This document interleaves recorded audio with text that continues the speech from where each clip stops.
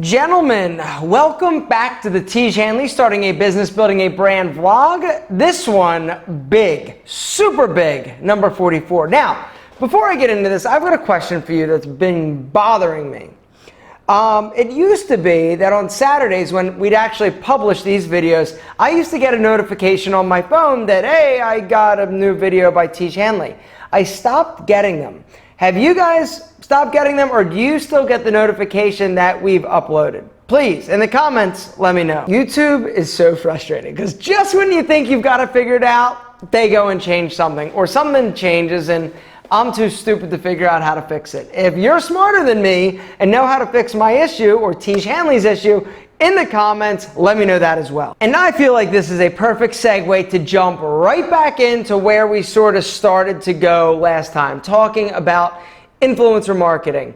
I think the best place to start is the questions that you guys left below the last video, because there's one in particular that has me a little bit like, wait a second, So just to set this up, in the last video I was talking about not promoting products that you don't love as an influencer. It's super ultra critical that you maintain your integrity and your authenticity. And the minute you lose either one of those, you're pretty much done. And so for me, it's been one of those things where I've had to be incredibly disciplined in deciding what products I'm gonna promote. I've gotta like it. Phantom9442 says, I do have a ton of love for you, Alpha, thank you. But you promoted that vibrating ab belt thing in that makeover series. Do you really believe in that? Here's the deal. The product he's referring to is none other than the Flex Belt. The Flex Belt, for those of you not familiar, is an abdominal exercising belt. Basically, you strap it on, it has a little remote control, and you can do programs or take you through workouts. And what happens is the muscles in your abdominals and your obliques get shocked. They get stimulated. Now, muscle stimulation is not anything new. It's been going on for years in therapy situations. When a muscle isn't firing right or there's an issue, they'll slap one of those bad boys on and give you a little juice, and it makes the muscle actually contract. Well, the geniuses over at the Flex Belt figured that, hey, we can do the same thing, but actually use it to target abdominal muscles. And so they came out with this product called the Flex Belt. And the deal is, does it work? Yes, 100% without a shadow of a doubt. That thing works your abs like nothing I've ever used before. After doing a workout with the Flex Belt, I am crazy sore. It contracts your abs so hard that it like literally feels like you're getting kicked in the stomach by a Clydesdale. But working your abs make absolutely no difference if you've got a layer of fat this thick on top of them.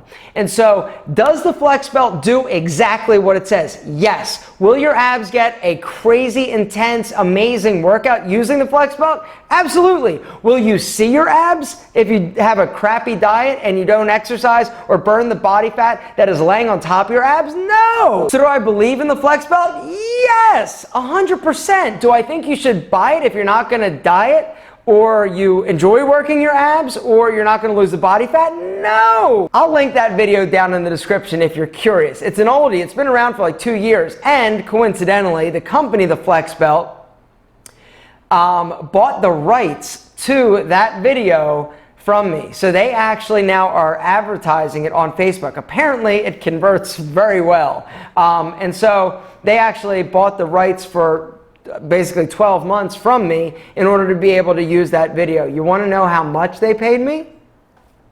Seriously, do you? You don't want to hear that. I think you're interested in the questions that people are asking, which we're going to move on to. Orb Goblin says, hey Aaron, could you do a video about some of the worst product ideas you've been approached to promote? Maybe any horror stories or weird stuff? Let me tell you something. If you're out there thinking that you're going to revolutionize slim wallets or socks, oh, let's add another one, watches. Oh my goodness. There must be some factory in China that is absolutely crushing it beyond anybody's wildest dreams because they're private labeling watches. Anybody who wants a watch can go to them and be like, hey, I'd like a watch. I want it to say Alpha. And they're like, great, no problem. There are more slim, minimal watches out there than I even can tell you. So to you out there, if you are looking to get into watches, slim wallets, or socks, it's a very crowded field. I might look for opportunity in other places. Some other really weird ones. There was this thing that, it was like this thing that you held in your mouth, and it was to trim around your goatee. Like, guys aren't capable of trimming a goatee. They need a guide. That was also probably inspired by the thing. It's like this piece of plastic that you put against the back of your head so you can edge yourself up. The problem is that it was really square, and everybody's neck is different, and the way that everybody's neck grows is different. And so the video that I saw when the guy sent me the back neck, I think it was a Kickstarter campaign, it looked terrible. Aaron, 2 to 3 months ago, you said that you were working on making an acne product as well. What happened to that? Is it still being worked on? It's still happening. Nothing is quick in terms of product development, and we also, just so you know, it is being developed as we speak. So we are getting ready for that. We're also in talks with our chemist about developing products for guys that have real oily skin. So development and new products, they are on the drawing board, and we are working on them. Another question that came up was about the new larger size scrub and wash that we're going to be sending you. We got to get our order in. That is going, or the question was, when are the new larger sizes, when are you going to see the new larger sizes in terms of packaging? I would say November-ish. So just hang tight, they're coming. We know, and we've fixed the problem, but we've just got to get the new stuff in, and so it's going to take a minute. But they're coming. Another great influencer question is, what is the most lucrative group/market to cater a channel to? I would have to guess it's going to be young women. If you're talking about makeup, if you're talking about clothes, if you're talking about hair, they absolutely destroy it. I joke with people that the easiest way to get 1 million subscribers is do makeup, because there are a zillion makeup YouTubers out there, and they all have millions of subscribers, and they're all getting brand deals and product deals. There are people in these, but like the first big one was this woman named Michelle Phan. She's like the monster mother of YouTube influencer makeup people, and she's worth like $1 billion. Like Revlon, I forget who her, she's got products, she does promotions, she's like an empire. Just her. But you know what, hey, good for her, I say. But the female beauty bloggers, that's the most lucrative in terms of young guys. See, a lot of the channels, if you're starting a YouTube channel, it's tough. It's tough to work product promotions in. You know, if you're a gamer, you can't talk about your shirt, or you can't talk about ball powder. If you're a prank channel or you're a fitness channel, you're pretty much limited to the products that you can promote. One of the smartest things that I did early on was I switched just from style into pretty much everything in terms of lifestyle. And so I'm able to almost be the male equivalent to the beauty blogger. Now, I am in no way, shape, or form on that level. I make nowhere near the amount of money that they do for their product promotions and placements. But, you know, I would say if you're going to start a YouTube channel and you're looking to find that niche or that sort of untapped area that you could, don't just talk about hair. There are a lot of YouTube guys out there that have great hair that are like, I'm gonna make hair tutorials. That's great, and you'll get some subscribers and you'll grow, but there's a lot of them. I would do something like my friend Jose at Teaching Men's Fashion, and he now has switched away from just style, kind of like he started like I did, and now he's talking about everything in terms of men's lifestyle, fitness, grooming, workouts, relationship. I mean, he's talking about very similar stuff that I am, and I have seen his growth exponentially just skyrocket. Another incredible question. Do you think that influencer marketing is more effective than other ways? Also, do you recommend influencers for small companies that are just starting out? Yes and yes. There is no better engagement, there is no better conversions than influencer marketing. And I know this for a fact. Now, if you're a small company starting out, is it something that you should invest in right now? I think that you should start considering it or dabbling in it.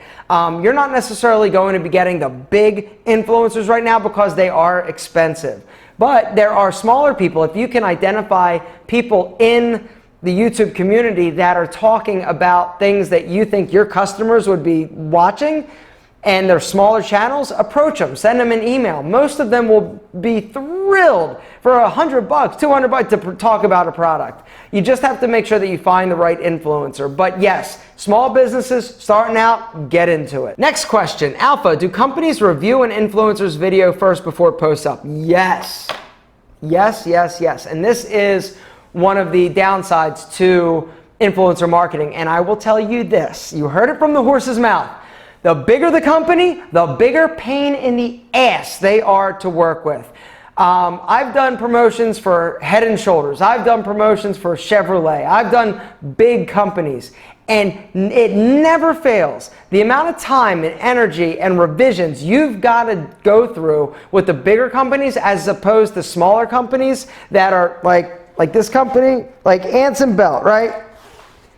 I promote this company all the time. I absolutely love their product. You know what they say? Hey, do a video. Link to it. Here's the link. Go ahead, do it. We trust you. Get out of our way. We'll get out of your way. They are the most effective promotions you'll ever find.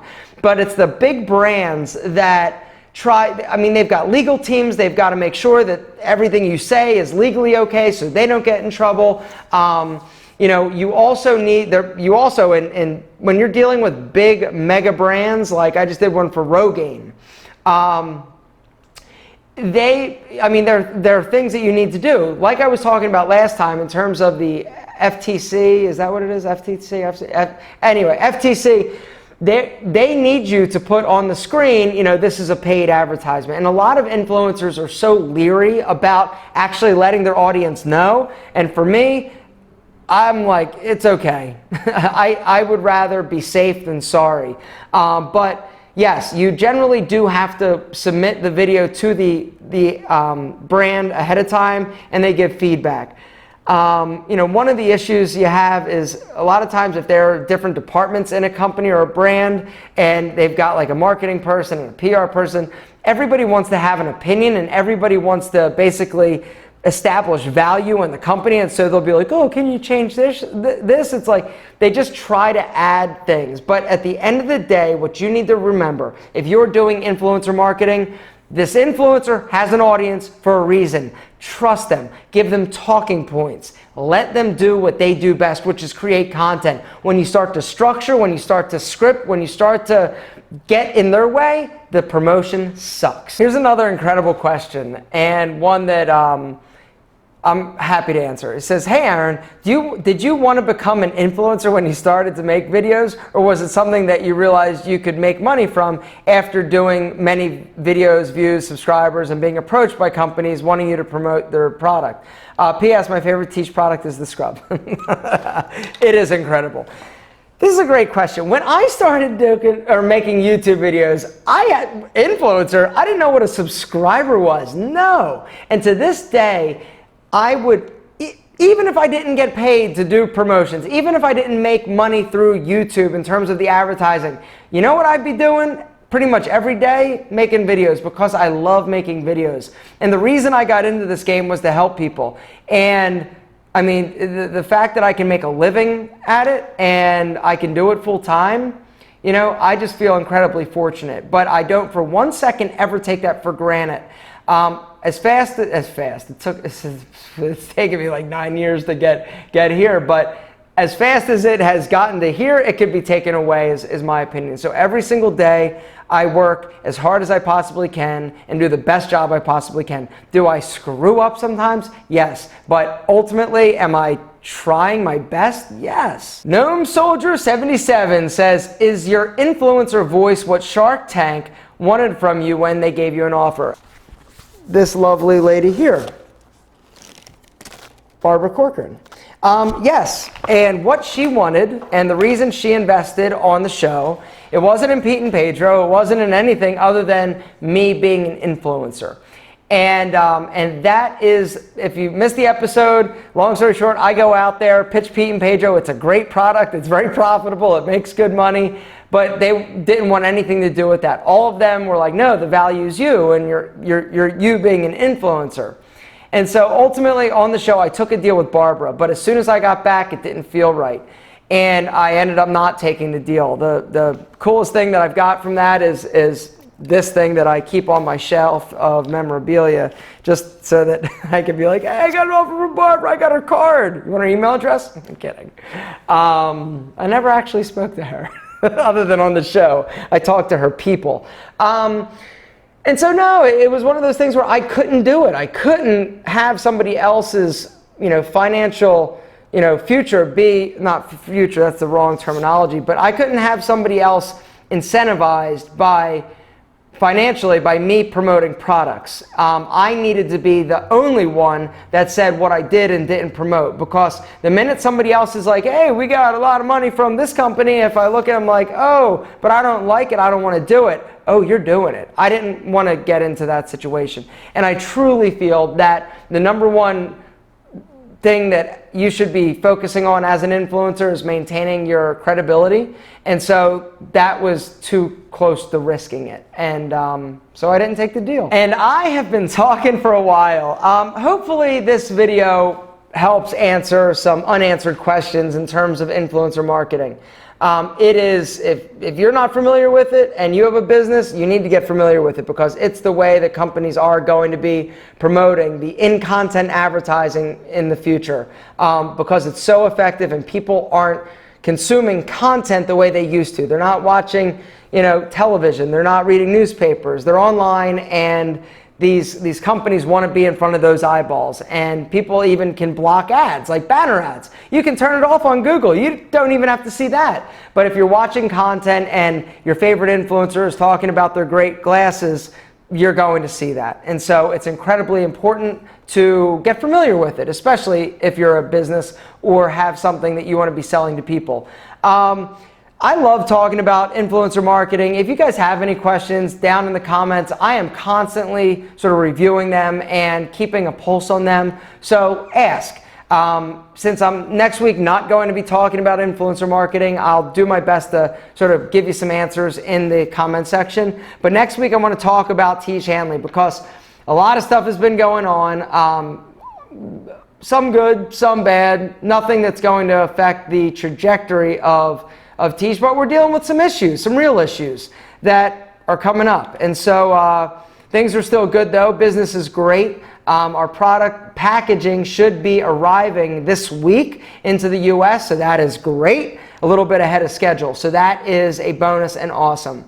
If you have not tried Tiege Hanley yet, do it. What are you waiting for? There's a link down below to Tiege.com. Pick your box, pick your level, and start looking amazing today. I want to thank you so much for hanging out and talking. And like I said, if you've got any business-related questions, or another thing, if you've got a topic you feel would make a great vlog, let me know down in the comments. Because it's you guys, you are the reason why we do this. And so if you've got questions or you've got something you would like our perspective on, let me know and I'll be happy to film a video. Guys, until next week, you rock.